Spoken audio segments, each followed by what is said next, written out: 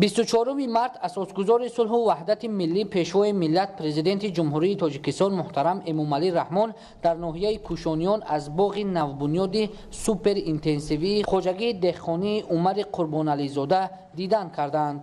майдони умумии замин ки барои бунёди боғи нав пешбинӣ гардидааст, зиёда аз 10 гектарро ташкил медиҳад.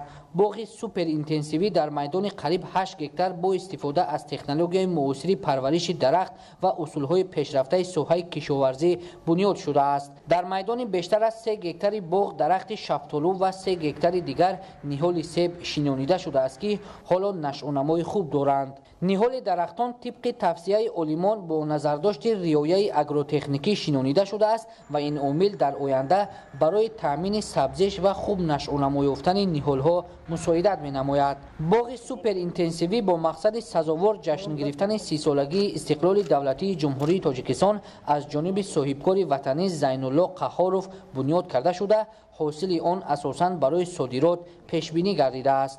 обёрӣ ва ғизодиҳии ниҳолҳои боғ бо усули қатрагӣ ба роҳ монда шудааст ки бо чунин тарз бунёд намудани боғ дар шароити имрӯза аз бисёр ҷиҳат манфиатовар буда, масрафи беҳудаи оби полизӣ пешгирӣ, хароҷоти нуриҳои минералӣ коҳиш меёбад. воқеан ҳам имрӯз бо ташаббус ва доятҳои асосгузори сулҳу ваҳдати миллӣ пешвои миллат муҳтарам Эмомалӣ Раҳмон аст ки самти боғу токпарварӣ дар ҷумҳурии Тоҷикистон баъди ба даст овардани истиқлолият рушду равнақ ёфт. имрӯз боиси ифтихори тамоми сокини кишвар мебошад ки боз як боғи калони суперинтенсивӣ дар ноҳияи Кушониёни вилояти Хатлон бо шумораи умумии 8415 ниҳол бунёд гардид. мо ифтихор менамоем ки имрӯз асосгузори сулҳу ваҳдати миллӣ пешвои миллат муҳтарам Эмомалӣ Раҳмон аз ин боғи суперинтенсивӣ дида намуданд. дар боғ 3 намуд мева себ, шафтолу ва олӯи сиёҳ шинонида шудааст. навъҳои он аз Амрико, селексияҳои Фаронса, Испания, Италия мебошанд. шумораи навъҳои себ 5230 ниҳолро ташкил медиҳад. навъҳои шафтолу бошад 3183 ниҳолро ва навъҳои олӯи сиёҳ 1200 ниҳолро ташкил медиҳад. дар рафти амалисозии лоиҳа ва бунёди боғи мазкур 60 нафар сокинони маҳаллӣ бо ҷои кори мавсимӣ ва 15 нафар бо кори доимӣ таъмин шуданд. ба пешвои миллат муҳтарам Эмомалӣ Раҳмон иттилоъ дода шуд ки ниҳолҳои дар боғи суперинтенсивӣ шинонида шуда дар соли дуюм ба ҳосил медарояд. меваи себ дар моҳи сентябр пухта мерасад ки ин аз бартариятҳои асосӣ дониста мешавад. дар умум шумораи навъҳои себ 5230 ниҳолро ташкил медиҳад. навъҳои шафтолу бошад 3183 ниҳолро ва навъҳои олӯи сиёҳ 1200 ниҳолро ташкил медиҳад. давраи инкишофи ниҳолҳои себ ҳам дерпаз мебошад. голден делшес ки нави Амрико мебошад моҳи сентябр пухта мерасад. стар кримсон нави Амрико мебошад. давраи инкишофаш дерпаз мебошад моҳи сентябр октябр пухта мерасад ва жеромини бошад ки селексияи Фаронса мебошад. давраи инкишофаш дерпаз аст моҳи август сентябр пухта мерасад. аз шафтолу бошад нави анҷиршафтолуи сурхаш давраи инкишофаш пешпаз аст моҳи май пухта мерасад. рениголд ки селексияи Испания аст, меваи голден делшес ки нави шафтолу аст дар моҳи август сентябр пухта мерасад ва нави дигараш хониглой мебошад ки селексияи Испания ҳаст, моҳҳои июл август пухта мерасад.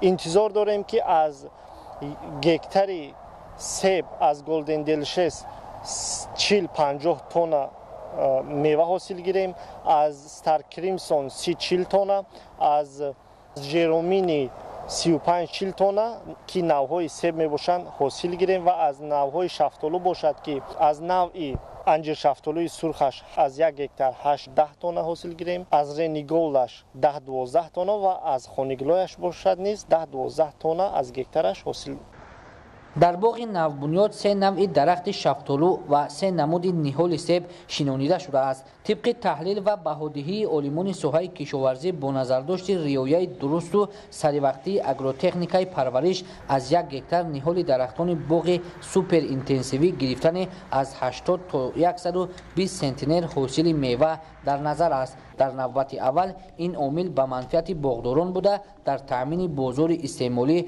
با میوه‌های لذیذ و خوش‌طعم و از جهت اکولوژی تازه وطنی زمینه فراهم می‌آورد. مسافه بین هر یک درخت 120 سیب‌ها، 2 شفتالوها. آلو هم مثل همین که در مسافه 1.5 تا 1.80 شنانده می شود.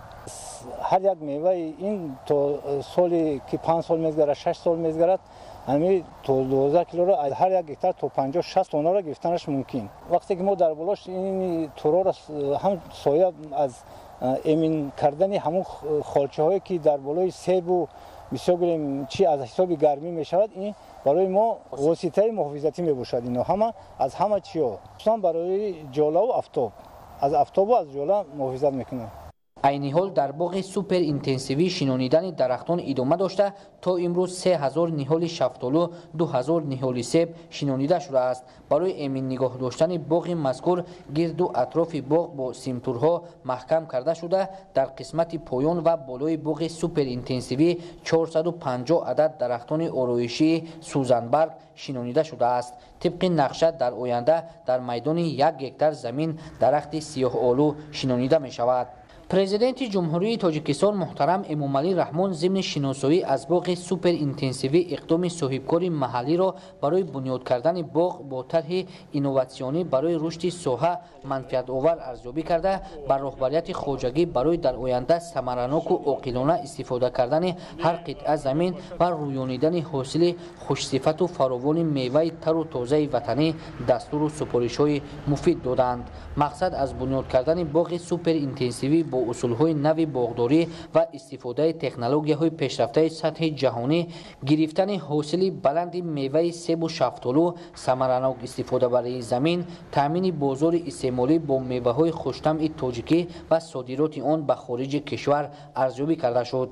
آینده حاصلناکی درختان باغ نوبنیاد میوه دهنده فراوان، صفت اعلی و درآمدناکی باغداران افزایش می‌یابد. در آینده در دایره مصلحت و نشاندادهای پیشوای ملت محترم امامعلی رحمان رهبریت خواجگی نیت دارند که در شفت باغ سوپر اینتنسیوی همچنین در میدان 2 هکتار بنیاد گرمخانه دائم عمل کننده برای پرورش سبزیجات بروقتی از قبیل پمیدور، بادرینگ، بویمجان و قلمفور بلغاری، قلمفور سرخ طبق طلبات زمان معاصر و اصولهای پیشرفته پرورش سبزیجات بنیاد نمایند. مورد ذکر است که اقلیم جغرافی و شرایط گرم ولایت ختلان مخصوصا ناحیه کوشانیان برای بنیاد باغ‌های میوه دهنده موافق بوده باید در آینده امکانیت‌های موجوده ثمرناک استفاده برده شوند. حجم استحصال میوه زیاد و اقتدار صادراتی مملکت بلند برداشته شود.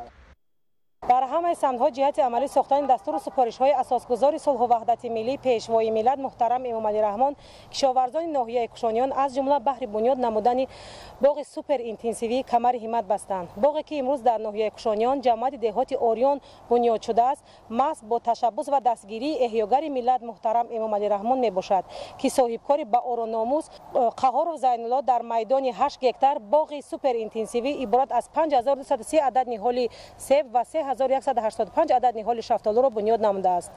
کشاورزان جماعت دهات اوریان جواباً به غمخوری‌های دولت و حکومت و برای سزاوار جشن گرفتن 30مین سالگرد استقلالیت دولتی جمهوری تاجیکستان حرکت می‌کنند که هر قطعه زمین را ثمرناک استفاده برده از آن حاصل خوب و دلخواه به دست آورده پیشنهاد خان مردم نمایند. سال به سال در ولایت ختلان در دایره عملی شوی برنامه‌های دولتی مساحت باغ و تاک‌زار نو خصوصاً درختان میوه دهنده زیاد شده به رشد و ترقیات این ساحه درآمدناک افضلیت داده می شود. در سال 2021 در ولایت بنیاد باز 10 هکتار باغ‌های اینتنسیوی نو به نقشه گرفته شده است. برای رسیدن به این هدف‌های سازنده دولت و حکومت جمهوری تاجیکستان شرایط و امکانات‌های مساعد فراهم آورده شده در صورت به حاصل درآمدن باغ‌های میوه دهنده مخصوصاً باغ سوپر اینتنسیوی حجم استحصال و صادرات افزون خواهد شد.